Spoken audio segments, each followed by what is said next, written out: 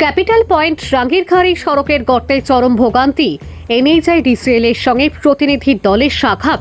Capital point থেকে রাঙ্গিরখাড়ি পর্যন্ত সড়কের বিভিন্ন স্থানে বড় বড় গর্ত সৃষ্টি হওয়ায় এলাকাবাসীর দুর্ভোগ চরমে উঠেছে। দ্রুত মেরামতের দাবিতে সোমবার স্থানীয় বিশিষ্ট ব্যক্তিরা এনএইচআইডিসিএল এর কর্তৃপক্ষের সঙ্গে সাক্ষাৎ করেন। প্রাক্তন সাংসদ ডক্টর রাজদীপ রায়ের পরামর্শে গঠিত প্রতিনিধি দলে বিমলেন্দু রায়, পুলক দাস, সুজিত রায় সহ আরও অনেকেই উপস্থিত ছিলেন। তারা জাতীয় সড়ক ও অবকাঠামো উন্নয়ন নিগম লিমিটেডের জেনারেল ম্যানেজার প্রকল্প হিমাংশু গুপ্তর কাছে সড়কটির বেহাল অবস্থার কথা তুলে ধরেন।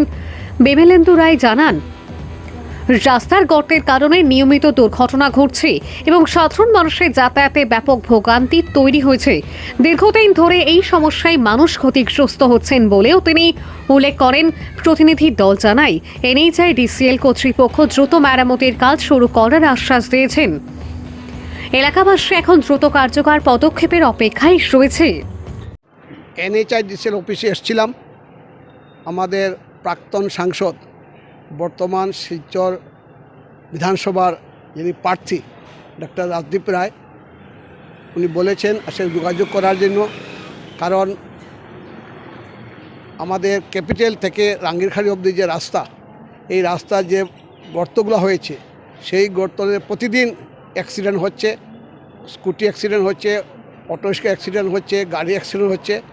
এটা নিয়ে পাবলিকের যে একটা ছিল, ডিমান্ড ছিল। তো আমরা আজকে এসেছিলাম।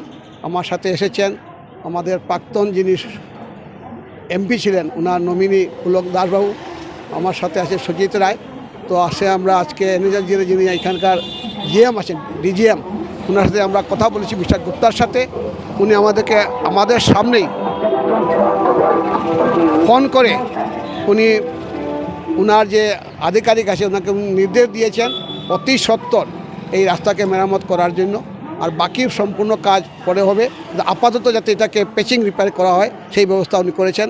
আমরা আশাবাদী যে হয়তো 2-4 দিনের মধ্যে রাস্তা ঠিক হয়ে যাবে।